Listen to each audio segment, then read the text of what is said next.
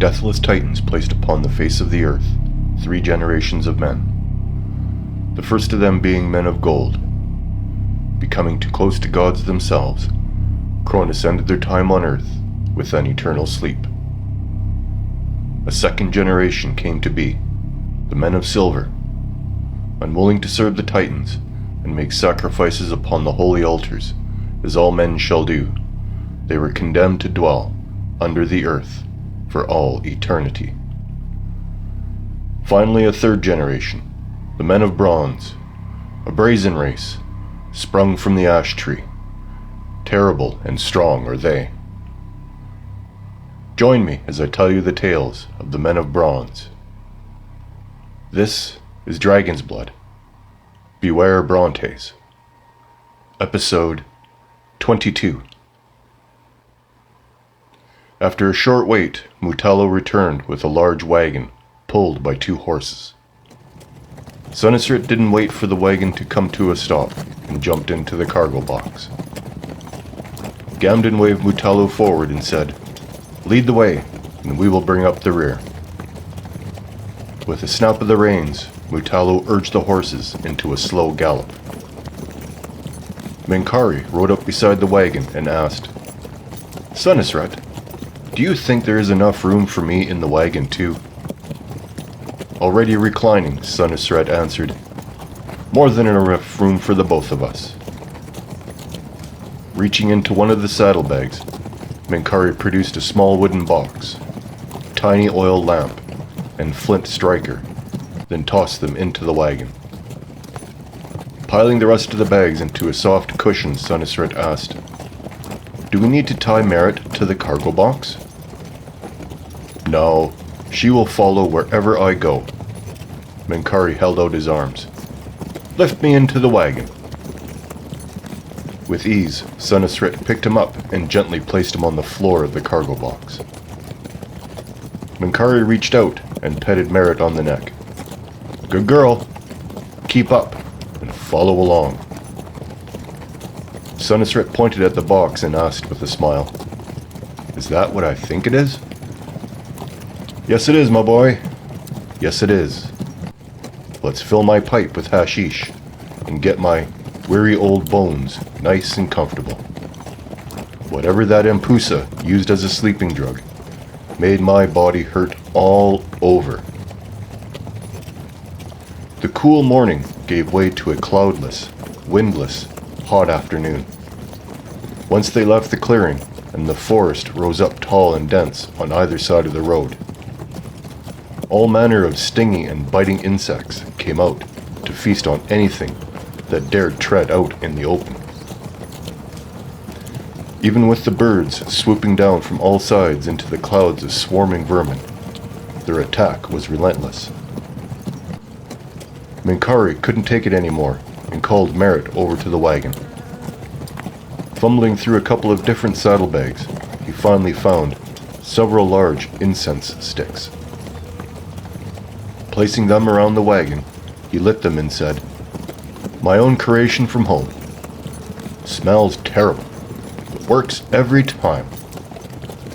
Don't the bugs bother you, Mutallo?" "Papa makes me eat a root that tastes terrible. Papa says it keeps the bugs away. Must work, 'cause I don't get bit." While all this was going on, Akam motioned for Gamden to go on the other side of the wagon. With both of them on either side near the front seat, Akam queried, "Speaking of your papa, can you tell us who he is now?" "No, Papa doesn't want anyone to say his name aloud outside the compound. Too dangerous." "Why is it too dangerous?" Gamden asked. Shrugging his shoulders, Mutallo responded, "Dunno.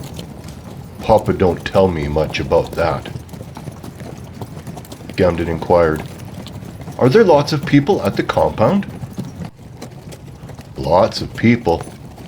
Farmers, carpenters, cobblers, teachers, blacksmiths, butchers, bakers, and lots of others.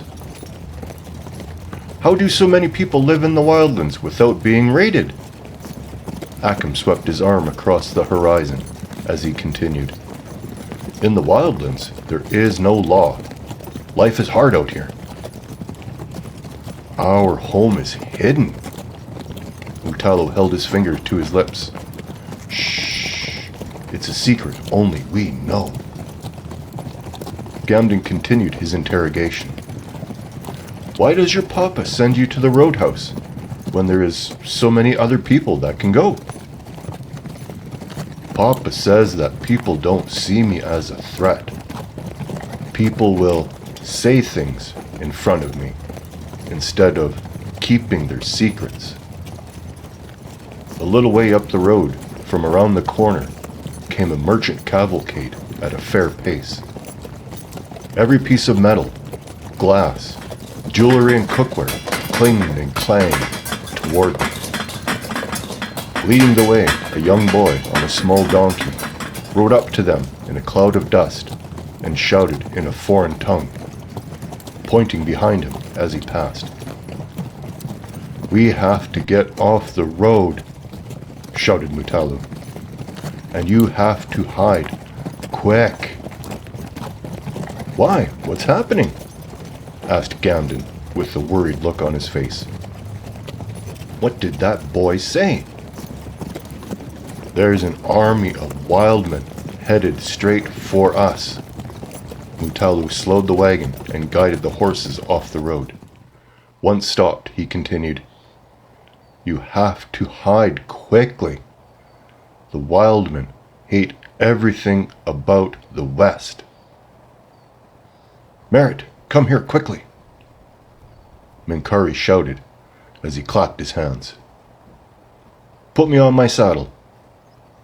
As soon as Merritt was close to the wagon, Sunisret jumped out, scooped up Minkari, and gently placed him on his horse. I have just the thing. Minkari rustled through his saddlebags and pulled out a scroll. Nudging Merritt off into the low brush, he continued, Everyone gather round and touch the scroll with me.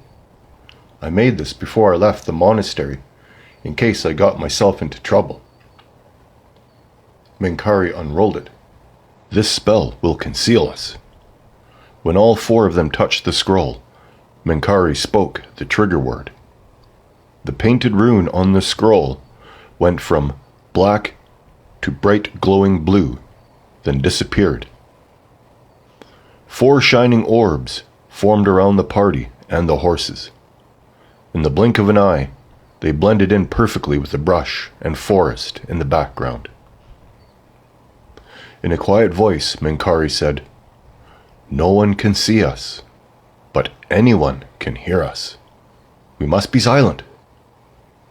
Mutalu, still sitting on the wagon, watched as the travelers disappeared into thin air. Wow, I never saw anything like that before.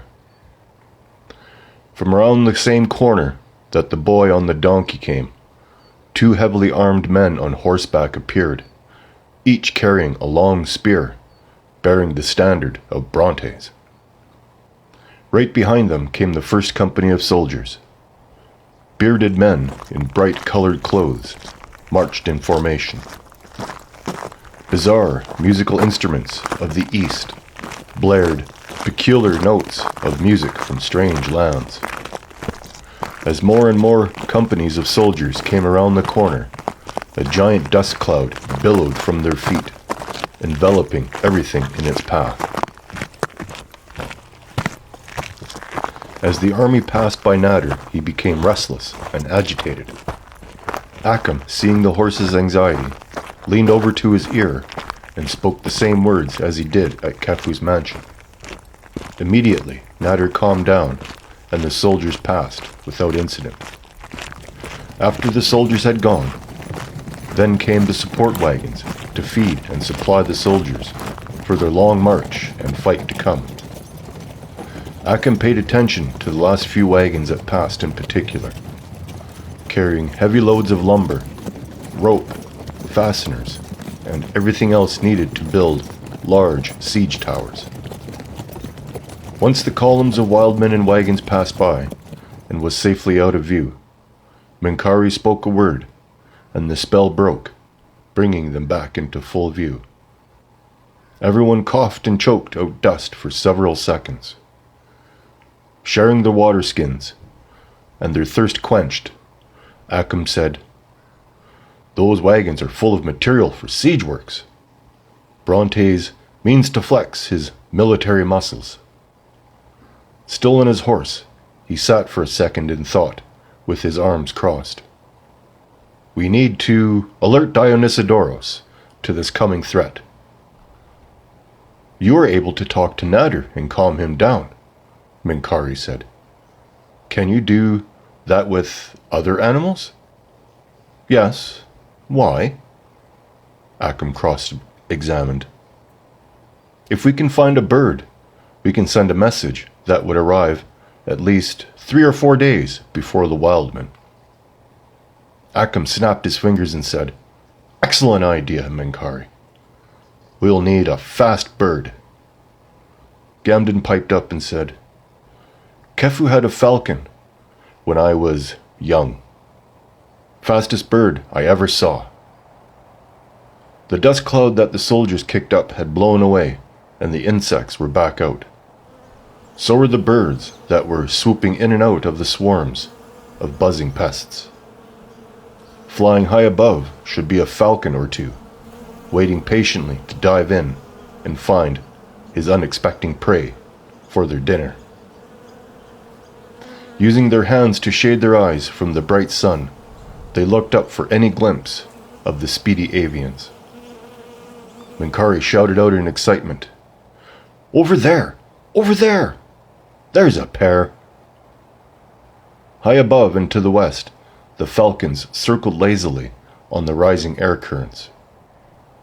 Gamden cleared his throat and said, "I think I remember how to do this." On the 4th try, he got it right.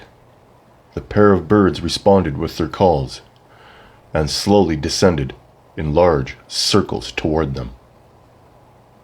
"Sunisret, please put me back in the wagon." Once back in, Minkari continued, "Now, I also need the small wooden box strapped to my saddle." Eventually, the 2 hawks swooped down and landed on the edge of the wagon, both of them squawking away as if asking why they were there. With all the commotion and noise going on, Khepri stuck his head out of the saddlebag. Seeing the 2 large hawks, with their deadly claws and ripping beaks, Khepri decided to go back to sleep and disappeared into the saddlebag. Meanwhile, Minkari quickly unpacked the wooden box, full of his tools for calligraphy and script. Everyone stopped what they were doing and watched him sort through the apparatus. "What should I write?" Minkari asked when he was finished. Acum composed a short message in his head, then dictated it. "To Sacred Sister Belet. Message for King Cyaxares. Wildman army marching on Dionysodoros. Intend to lay siege. Send scouts to confirm. Acum, priest of Athena." Minkari nodded his head once he memorized the words, then put on his thick lensed glasses to write the tiny note. In less than a minute it was complete. With a small and sharp finishing knife, he cut the paper to size and gently rolled it. Fishing a small metal capsule from the box, he stuffed the note in, tied a leather string around it, and handed it over to Acum to fasten around the falcon's leg. Taking the capsule gently in his hand, Acum stepped closer to the falcons. Looking one directly in the eye, he spoke words that none of them recognized. Unblinking, the falcon stared back, listening intently. Acum gently strapped the capsule around the leg. As he did, he got a few pecks from the razor-sharp beak, but without drawing blood. Looking at his hand and seeing no injury, Acum scolded the falcon in a firm voice, using the same unfamiliar language. Not taking Acum's berating, the falcon chided him right back. Snapping his fingers loudly, Acum ended the argument, then spoke more of the foreign words in a slow and steady voice. The falcons chirped their understanding in unison, then flew off in the direction of Dionysodoros. Sunisret asked in amazement, "What did you tell those birds? And how can you understand them?" I told them, "No, that's not right," Acum corrected himself. "I asked them to go to the monastery in Dionysodoros and find sacred Sister Belit and deliver the capsule." I don't really understand what the falcons say. Rather, I sense their emotions. With a blank look on his face, Sunisret responded, "Okay." Laughing, Minkari continued the questions. "I don't recognize the language you spoke. What is it?" "They are the words of the men of gold." Sharing the same blank look as Sunisret, Minkari said, "There are no written records of that language. None! None!" "In that you are right," disclosed Acum. "But we are wasting time talking on the side of the road. I will explain as we go." Mutailu snapped the reins and the horses dug their hooves into the ground, pulling the wagon back on the road. Sunisret ran up from behind and jumped into the cargo box. "Not without me," he shouted and got comfortable for the road. The rest of the party followed behind on their steeds, 3 abreast. Acum continued, "Both you and I know, Minkari, that the words of magical power we use are a mix of both languages, from the men of gold and silver. There are a few people left today that can speak the former. Some phrases and words were passed down from the golden race by word of mouth or some other means." "Yes, yes!" exclaimed Minkari. "The golden race kept no written language. The men of silver are the ones that kept records of their world and history." Minkari clapped his hands in excitement and continued, "Tell me everything you know. Everything you know." Looking up from the cargo box, Sunisret said, "Wake me when we get there, Mutailu. Those 3 will be talking about things that I don't understand for a long time down the road." "I can do that," responded Mutailu. "I don't know what they are talking about either." To pass the time, he sang one of his favorite songs. Look for episode 23 of Dragon's Blood, Beware Brontes, on YouTube.